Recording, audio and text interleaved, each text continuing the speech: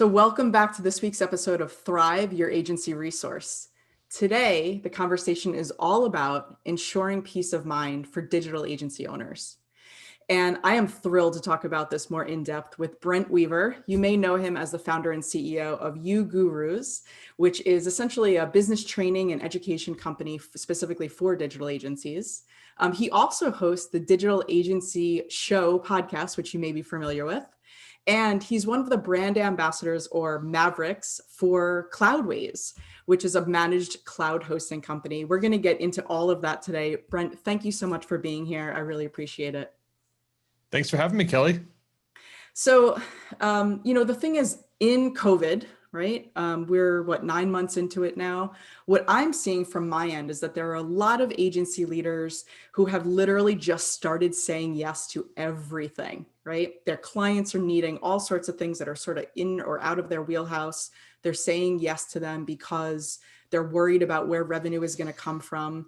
And while we understand it, it's also kind of presenting some issues, both short term and then going to present some issues long term. So can you talk a little bit about that? Yeah, for sure. And I definitely don't fault anyone for saying yes to as many things as possible. And I think that one of the things that we've told our clients is to, first and foremost, protect your core business. And for a lot of people, that means ensuring that you've got revenue, cash flow coming in, and making sure that bills are getting paid, that you're getting paid, and the core business is healthy. So I don't think that that's. I think if anything, saying yes to everything in the short term is a solution to a problem, which is either fear of not having enough revenue coming in, or actually not having enough revenue and kind of grasping at anything. But I think, Kelly, as you said, is creating a problem, or will eventually create a problem when we start to feel a little bit of burnout, a little bit of the lack of peace of mind for agency owners out there. Yeah, for sure. So agency owners, that when they are saying yes to some of these things, they're really just looking for, project-based work. They're looking for anything that's going to come in. But the holy grail is sort of this like passive recurring revenue, right? Like that's all any of us want, right? But there are some critical issues to trying to do things that are outside of your wheelhouse in-house and trying to use your existing resources for just quite honestly the things that they are not really skilled at. And I know that you have sort of a horror story that we can all relate to. I certainly could when you told it to me at first. Yeah, so we had been running hosting as part of our agency's business, and we had said yes to that, partly because we wanted that passive recurring revenue. We looked at it as an opportunity to make some income from hosting, that kind of automated credit card charge type revenue, but also because clients, I think, came to us and asked us to host their websites. We were their web guys or their web gals, right? And I think a lot of people take that and they kind of just say, oh yeah, I guess I should do hosting because I designed their website. And there is actually a case for that. But it was quite a while ago, but we had about 50 sites on a server, and got a client call, hey, our website's down. Oh yeah, I'll take a look at it. Oh yeah, that website is down. And another phone rang again. I'm all on the phone with this client, right? Then another client's like beeping in, my cell phone's starting to ring, and all of a sudden we're getting like just swamped with all these phone calls about websites and emails that are down. Well, turned out one of our server's hard drives crashed. We had like a single server in a co-location environment, and no RAID hard drives, no backups, no failovers, nothing, right? And this thing was a beast. I mean, it had been online for probably going on like the better part of a decade, and had just run, and we'd never questioned it. And yeah, we made some money on it, but it wasn't like massive money. I mean, we were pretty much charging commodity level rates, which means that we were kind of barely breaking even on this server, and then all of a sudden it goes down. So 48 hours of pretty much hell of trying to get this thing back up, looking at all of our old archived site files, trying to rebuild sites like that we didn't have updated sites for, and we eventually got the server back up and running. I'd say to 85%. Like sites were like maybe 3 weeks old, kind of thing. Like content wasn't like as new as it should have been, but it was pretty much back up. And I felt like I went home and my head at the pillow, and it probably wasn't 3 hours later, I got a phone call. My phone started blowing up again. And I'm like, what is going on? Turns out RAM failure in this second server we got up and running, which basically just reset the clock. I mean, everybody Right. came back to the office and had to get this thing up and running. And so that kind of like put a bad taste in my mouth about hosting. And I think a lot of agencies have experienced something similar. At the time, we had like one. I'd call him like he was the sysadmin in our agency's team, but he was really a .NET developer, and he was kind of like the de facto, hosting guy, Right. because he just knew the most in the office. But we really didn't have like a team in place, and we really didn't know what we were doing when it came to hosting. But we had that. I think we had the right intent, which was passive revenue, recurring revenue, maybe a little bit of Or the diversified right, the revenue. right desire, let's say. Yes, okay, we had the right desire, but our game plan wasn't really great. And the problem with something like hosting is when it's not crashing or going down, it is out of sight and out of mind. And that's something that you kind of stop thinking about. And our clients don't think about it, right? They don't think about it when it is working.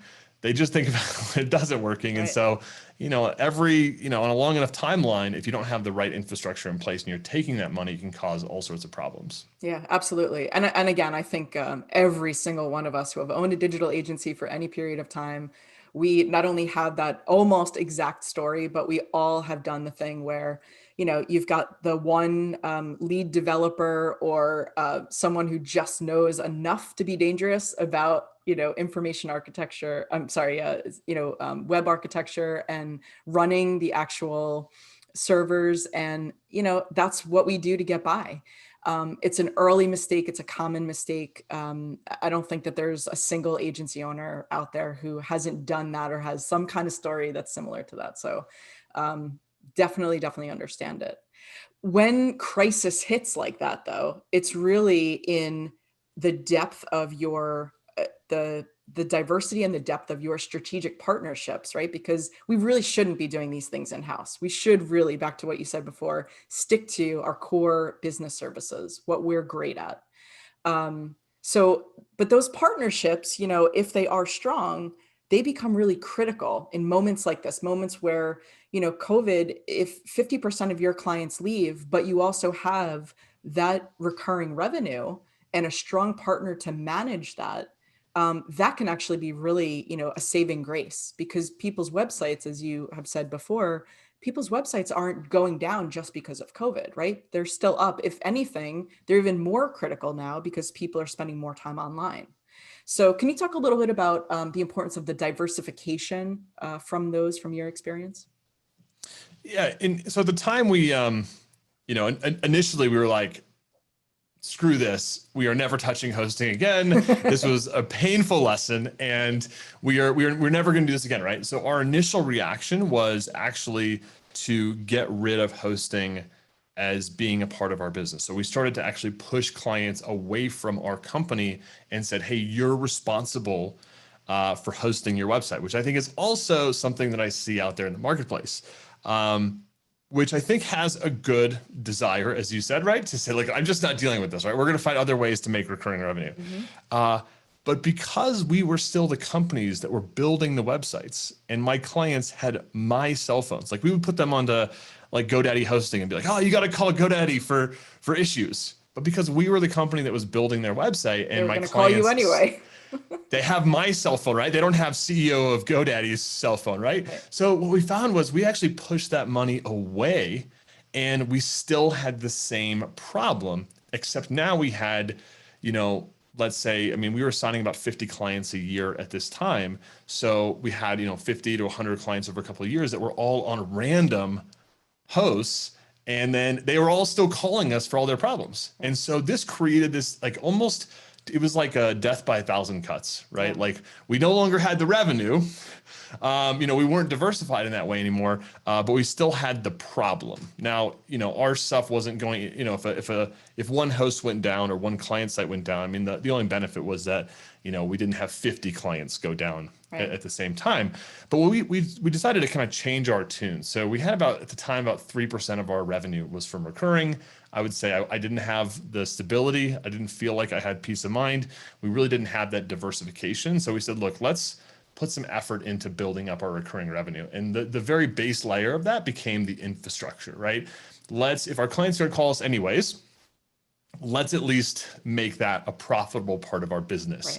Right. And at the time we were charging our clients, $20 a month or something like that for hosting, right, on Wow. our shared servers. But they had my cell phone, right? So like, what's the value in that, right? Like I can pay GoDaddy $8-9 a month, but I also don't have, their cell phone. I'm calling somebody who has no idea who I am, all that kind of stuff. So we looked at it as kind of three different components in the recurring revenue side. We wanted to get our infrastructure straightened out, and we had to have a partner that was not like, we decided we didn't have enough revenue to hire a full sysadmin team. We couldn't have enough of the right people on our team to be able to do that. So we had to find a cloud-based partner to do that.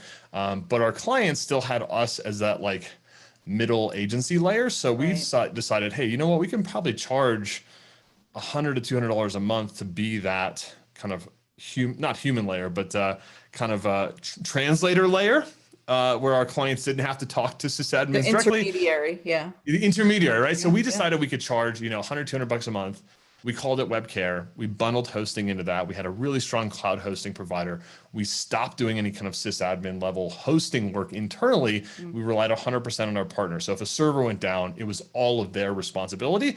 And we kind of played crisis manager, right? We kind of would monitor them. We'd kind of figure out what was going on, and we would keep our client up to date whenever issues like that happened.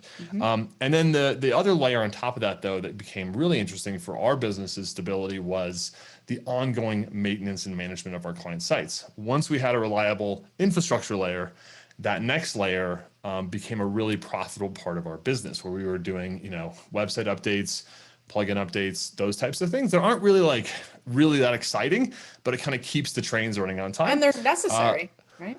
Yeah, right. I mean, it's kind of like if you're, somebody messaged me the other day about, a client of theirs site got hacked because it had an outdated plugin. Like it's not that sexy, but it's like it happens, right? And when it happens, like everybody feels it and knows about it. But I think what ended up driving the most recurring revenue for us was kind of that growth-driven design layer, where we went to our clients and started really working with them on strategic initiatives, helping them run campaigns and launches, building additional websites for them, microsites, that kind of stuff, where one client would turn into 10, 20, 30, $50,000 a year in additional kind of growth revenue. And none of that would have been possible, at least for us, without really nailing those first two layers. Right. Absolutely.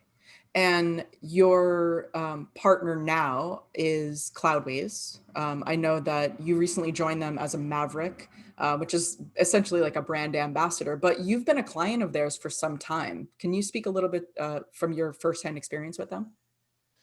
Yeah, so I mean, I've been in the agency space now for 20 years, and I've been kind of enamored with the companies in our market that really make an extra effort to work with agencies directly versus the kind of direct to client type of business, where agencies are just kind of like a different type of customer. Right. And so when I saw Cloudways really making that move to support agencies as a unique type of client, because every agency might have, they're not supporting one website. So if they have issues, they might have 30 clients, 40 clients, 50 clients, and they really need to be dealt with a little bit differently. And they probably don't need to have those like standard support channels. And so when I saw their moves going more towards that part of the market, it was really exciting. So we decided to move all our stuff over to them. And it's been cool because it's made us a lot more profitable. I think we cut our costs by about 70%. And I didn't want to do that unless stuff performed better. Right. So I had my team basically benchmark all of our sites beforehand. And we actually experienced about a 2x lift on speed across all of our sites. So it felt really good.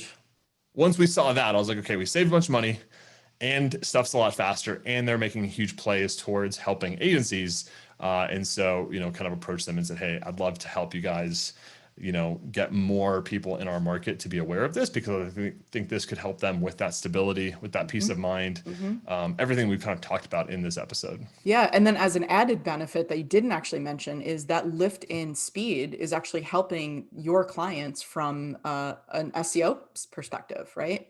Like Google loves nothing more than a really super fast site. So that's great. That's a completely added benefit. I can't believe the 70% increase in profitability. do you think that that's something that can be expected across the board, or did you have a situation where you were just kind of admittedly overpaying with a previous provider? I mean, probably overpaying, and probably some of it's with, I still have some scars from that, that month I lost of my productivity and of my life. I You're mean, never that going to get it back. we're gonna get that back, right? I wake up every morning and I put on that hosting crash T-shirt, and I think, oh gosh, I gotta. But I think that there's probably some truth to that of wanting to make sure that we have a partner that we're paying for in case, a lot of people say, you don't pay for when things are good, you pay for when they're bad, right? And so I think we had that kind of experience, and we wanted to make sure we had somebody that was going to make sure this was never going to be a problem for us again. And so we probably did overpay a little bit. But that being said, I think that the WordPress managed hosting market has changed and evolved. And I think as an agency, I mean, most agency owners have, maybe they have like 20% of their clients are like high performance websites that need to be on their own server. Right. They need to have like lots of infrastructure behind them, right? And so we not want to make sure we have a hosting partner that can help with that. But then there's that 80% of sites that like we don't necessarily need to have, it's like a local restaurant or whatever that's getting 100 visits a week, right? Which obviously we should be working to help them grow that, but maybe they're not getting huge traffic. And so that's, I think, where there's an opportunity to create a lot of profit, assuming that you have a solid hosting partner. And so that's kind of where we looked at it, the high performance sites, probably about, even in terms of profitability, because we had to create our own infrastructure there, but it's those sites that we could leverage a little bit more buffer on those where we saw a big lift. Yeah, cool. Now, Cloudways has an actual formal agency partner program that they have in the works. I know there's like a waiting list for it right now, but do you know about that program? And can you tell me a little bit about what the specific benefits would be for agencies? Like, if I still had my agency, why would I sign up for that? Yeah, so one of the reasons I joined as a Maverick was basically to go all in with their agency partner program. So it's still in kind of early pilot. So they have a handful of agencies, a few dozen agencies that are in the program right now, and they're in the process of accepting additional agencies into that program. So if you do go and sign up, depending on when you listen to this episode, you might have to join a short wait list. But kind of the three big things. One is priority support. So as I mentioned earlier, agencies need a different kind of support than your retail hosting support. So they have a few different channels, including Slack channels for some of their higher performance partners. So you've got Cloudways on demand for your agency. If you have an issue, right, you've got them essentially on live chat all the time through their Slack channels. They also have kind of a growth program where they're going to help with co-marketing and also some discounts. So if you're actually joining their program, you can kind of, as I mentioned, right, we increased our profitability, partly because we were able to get better pricing on some of their cloud hosting and support. And then the last part is relationships. So you get a dedicated partnership manager, which is kind of your main account manager, if you will, right, where you can contact them, talk about what's going on with your clients. If you've got some big clients that you're about to sign, maybe you've got some additional clients that are getting featured or need some kind of, higher traffic, or you just need, you see your agency growing and you want to be able to work with somebody on their side. So you've got that a dedicated partnership manager. And then you've got people like me on their Mavericks program. We're running some additional training for those agencies that are in that partner program, some additional coaching and support to help them not only with the hosting and the tech stuff, but also to really help them grow their business, which is one of the things that I'm most excited about. Yeah, that's amazing. And it feels very support centric. Like everything that you just mentioned, it's not just about Cloudways just wanting to sign more clients. It really feels like they thought it through and that they're really providing all of the things that historically have been pain points for digital agencies when they thought about, maybe getting into bed with a partner like this to outsource their hosting. We actually, that's one of the things that when I joined, that project was had already been, let's say, 80-90% completed. But I was blown away. Picha Neri, one of the other Mavericks, has been working with our team in this like intensive user experience research study. So they've been talking to dozens of agencies within their network and doing interviews, proposing, what those plans might look like, iterating them, testing them, doing more interviews, lots of feedback, right? They're like going really, really slow Yeah. with the program right now. And I've been really impressed because a lot of people will be like, oh, we should make money on agencies, right? And they just Right. like launch a discount code or they launch like, a dedicated email address, but there's no real like background process on that. And so I've been really Yeah. impressed by seeing what they've done to create this program. And I think there's a lot more in store with what they're offering. Yeah, yeah, it seems like it. So if there are any digital agency owners or leaders out there and you're interested in checking out that partner program, you can just head over to cloudways.com/thrive, and that'll take you right over to that agency partners page. I think they're also doing a discount if you're just interested in trying out the hosting, like as a trial run, or for maybe one or two sites, maybe for your own site, maybe for a new client. And so if you just enter Thrive as a promo code at checkout, you'll be able to get an exclusive discount. I obviously am going to put all of that in the show notes if you didn't catch it. But Brent, thank you so much. I mean, I think this is incredibly valuable, not only in general in support of agencies and growth and stability, but also as we're all sort of navigating this new normal, right? And so having these really strong partnerships that can add to our growth, add to our recurring revenue, like nothing more important than that right now. So I just want to thank you for all that you're doing as well. Yeah, thanks for having me on the show. This episode has been brought to you by Workamajig, the #1 creative agency management software. Show notes at thrive.workamajig.com. Find out how your creative agency can become more productive and more profitable. Schedule your demo at thrive.workamajig.com.